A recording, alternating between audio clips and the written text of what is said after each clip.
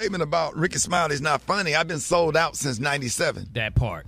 Every single show I have done since 97, maybe not big arenas, but I pack up those theaters and have to add shows in comedy clubs.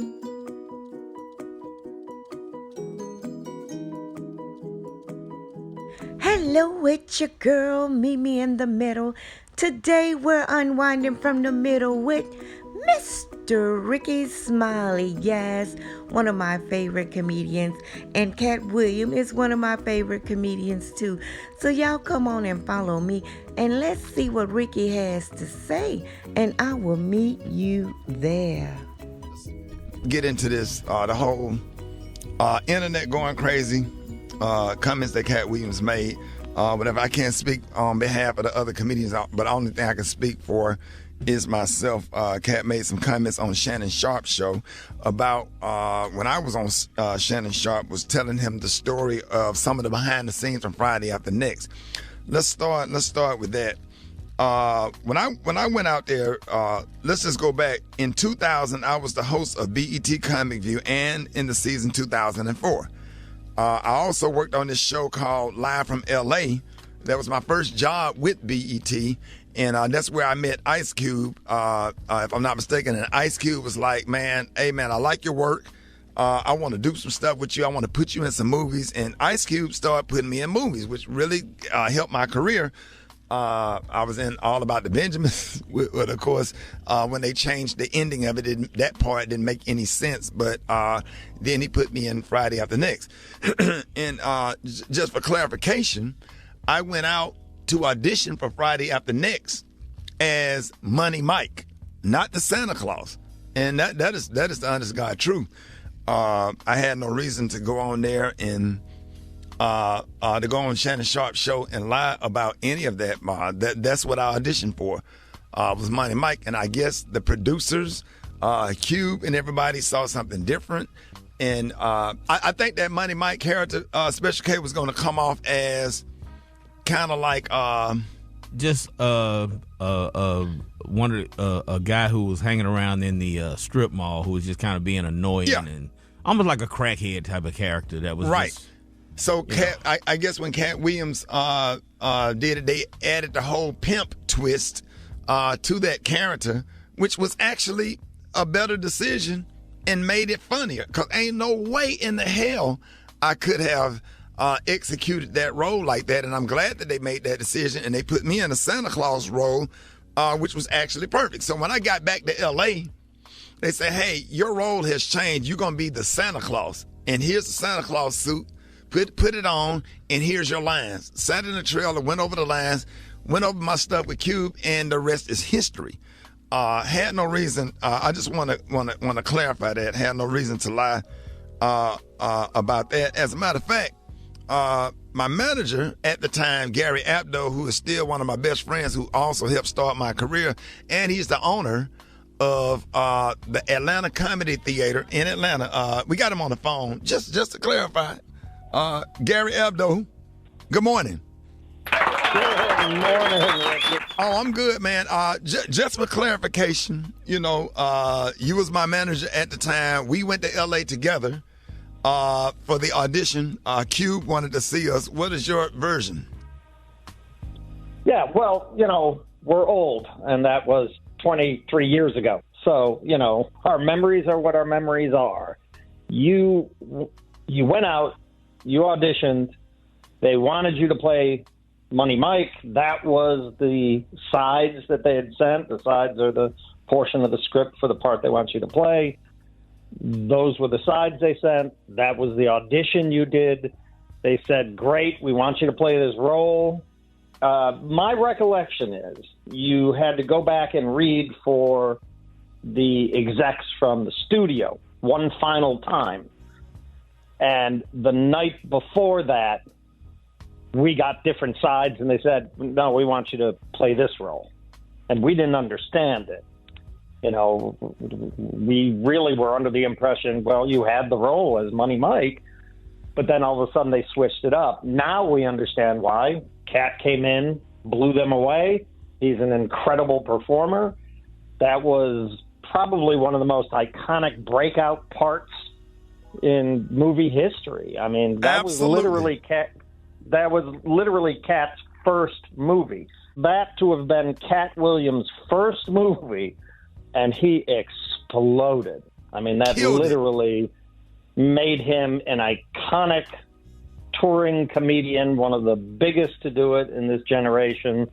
And, the rest, as they say, was history. You were auditioning for Money Mike. We were told you had the role, and then that switched up overnight. And I'm glad I ended up being the Santa Claus, because that role was iconic and not as funny as his. I like the Pimp. I personally like the Pimp better, but the Santa Claus role was just perfect for me. At the time, I was skinny and could run fast, so and you could squeeze over that gate. So yeah, that right. was the. I just wanted to clarify that, and then there was no contract ever that. In agreement with the first Sunday movie, because that was a whole different production directed by who just directed my Netflix special, David E. Talbert, about me playing Bernice Jenkins. That's something that David called me personally. David and Lynn are fans and have been fans of my work for a long time, and it was like, we want you to play Bernice Jenkins, and and here you go. And that's what happened. And I went out there and shot that in one day, me and Red Grant. And that was a lot of fun. Right. And it had nothing to do with Katt Williams' contract or whatever. So you know what I'm saying? Like, I respect Katt. Definitely disappointed that you have to get on the air and explain something like this. But, That's the truth, and I don't know what else to say. That Katt played that role, killed it, built an entire career out of that one role that all of us look at and go, wow, that's absolutely amazing. But it's also indisputable. You were auditioning for Money Mike. We were told you had the role. You just had to read one more time, and then that switched up. And the crazy thing about it is we had a conversation. When it came out, he said a lot of this 12 years ago, and we had a conversation because I was on 14th Street in Atlanta, right by the Four Seasons Hotel, and I was driving down the street with my granddad in the car, and I saw Katt Williams going across the street on 14th Street, and I said, Katt, what's up? Whatever. I just wanted to make sure we was good. He said, come over and have a cup of coffee with me, because he was walking over to Starbucks, and I went over and he went in there and got the coffee. We was chopping it up or whatever. Just didn't even really talk about the issue or whatever. I said, hey, man, I want you to come out and say hello to my granddad. My granddad is a fan. He came out to the truck. I'll never forget, I was in my Ford F-150, and I came out and spoke to my granddad. He hugged my granddad and wished him well. My granddad was like, keep doing what you're doing, young man. My granddad was living at the time. It was just me and my granddaddy in the truck. And we dapped it up, and that was it. I mean, that was it. And I thought that we were good. I didn't know that we had any issues. And if there are any issues, or if there's anything that I've done, not only to Katt Williams, to anybody, I apologize. It's the honest to God truth. And I did audition for what I auditioned for, and I'm glad that the producers made that decision. And let me address all of the things with Gary. You can help me out with this, because comedy greats like Flip Wilson played Geraldine. Richard Pryor played some roles on his show. Jamie Foxx played Wanda. Martin played Shanae. I did Bernice Jenkins. Tyler Perry did Medea. There's a lot of comics and a lot of comedy greats that did characters for the sake of funny, for entertainment, for the sake of the laugh. And it has nothing to do with nobody's comfortable in the role. Nobody wants to put on a damn dress or comfortable in it, that has nothing to do with my manhood being lessened for trying to play a role and trying to put food on the table for my family. Because it's a prop. It's nothing more than a prop. It's nothing more than a way to get a laugh. I mean, back in Shakespeare's time, there were no females playing females' role. Every female role was played by a man. It's just part of it's part of an art form. It's part of what makes it funny. You bring the funny to it. Pilot that you shot for the Kings of Comedy TV show, Bernice Jenkins had a whole sketch with Medea. Yeah, People I did don't a even sketch know with Medea, me, Earthquake, Tyler Perry, Niecy Nash.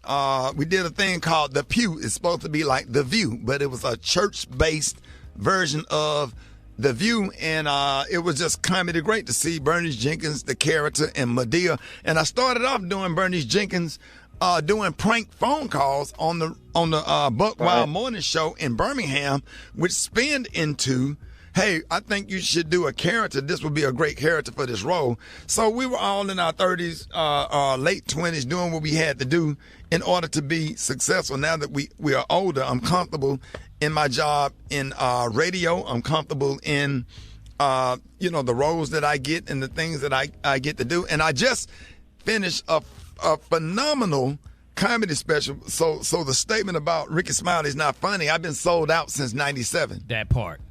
Every single show I have done since 97, maybe not big arenas, but I pack up those theaters and have to add shows in comedy clubs. And between radio and all of that and raising a family I'm comfortable with, what makes me sad, I don't like the way that made my kids feel. And that's why I'm not going to, go after him, because he has kids and family members and nieces and nephews also, and it hurts our family members and people that do love us when we say hurtful things about each other. So we want to wish Katt Williams the best or whatever. It ain't nothing but love over here just because we don't agree. Arnez J and I had beef for about 20 years, and I end up sitting next to him on a plane. And when I saw him, I couldn't do nothing but grab him and hug him. And we text each other all day on Christmas Day. It feel like we trying to make up for lost time. Two talented people that actually love each other. And Special K, Katt Williams got some comedy dates coming up. He's going to be in Birmingham. Katt Williams is coming to Huntsville. I want y'all to go out and support him. I want y'all to pack those damn theaters and show nothing but unconditional love to him and to any comic that come into our space, Birmingham, Huntsville. That's like my area or whatever, where I grew up or whatever. K, you got the dates? You got January 12th, Cedar Park, Texas. The 14th, Estero, Florida. The 19th, Huntsville, Alabama. The 26th of January, Tupelo, Mississippi. Y'all go ahead and get on Ticketmaster. Yeah, make sure y'all go out and see Katt Williams and go out and support him, man. It's all love over here because it's enough money out here for everybody. So what we're addressing for everybody that's tuning in, we're just addressing the whole Katt Williams situation, and I'm gonna leave it at that, man. Because here's the thing: what we all need to understand. Here's what we all need to understand. You know where you've been, but you don't know where you're going, and you don't know who you're gonna need. And I promise to God, if there's anything that he or anybody in his family, on his staff ever need, we'll be there. Because I stick up for comics, and we all are not perfect, and we all don't get along all the time or whatever. We all have issues, but at the same time, we are all in the same game. I don't agree with all the cues all the time. I go to the conclave and go through different stuff with the bros or whatever, but at the end of the day, Omega Psi Phi, this friendship is essential to the soul. But thank y'all so much for this opportunity to explain this. And, Rick, let me say something real fast, because back to the Bernice Jenkins situation, because at one point in time, you was close to retiring that character. Yeah. And that shows, that's comedy genius to me. That shows your versatility as an entertainer. And I'm glad, and I think we all can speak for this, I'm glad that you didn't retire Bernice Jenkins, because that's comedy Hall of Fame type stuff, man. So be proud of who you done, what you've done in your career, and the versatility of your skill, man. That is what it is. Yeah, and the thing about it is, we employing people, we feeding, supporting the whole girls' school over in Kenya, doing great things in the community, doing great things with our wonderful national fraternity. And then, the thing about it is, it just came at a crazy time, because I'm actually somewhere away from Birmingham trying to figure out how I'm going to get through this 1 year of my son's passing. And that's why we have to be real careful when we attack because you don't know what somebody going through. Like I'm in deep therapy. I'm having body pain. I'm not trying to say any of this for sympathy, but like my son died January last year, and I can't deal with the winter. I'm having seasonal depression right now, and trying to figure out how I'm gonna deal with all of that. And I'm not saying any of this for sympathy, but I'm just saying like I'm dealing with stuff, and I just wanted to clarify or whatever. But being raised in the church and being brought up the way I was brought up, I just have to handle things the right way. Might not be the most popular way, because I am a comic. I can crack jokes and I could go in too, but I have to choose a different route because I have a responsibility. And we don't want to upset anybody in his family or any of his fans, and we don't want to have to make people choose, because why can't people support Katt Williams and me and Sid and Faison and Michael Blackson and Mike Epps and Jamie Foxx? It's enough. But we can't perform everywhere every single weekend. So it's enough money out here for everybody. God bless Thanks Katt for Williams. meeting your girl and Riickey Smiley in the middle, honey, with the side chatter of Katt Williams. Riickey handled it like a champ. Yes, it's no need to get all heated and all discombobulated because of how another person feels about you and the rest of the comedy crew. Honey, just take it with a grain of salt and get your nightcap and do whatever makes you happy, and just treat the person who does have beef with you like a friend and not an enemy. If you will, hit that like button, hit that subscribe button, hit that notification bell. Did I say hit that notification bell? Beat that notification bell. Until next time, middle family. Thanks for watching.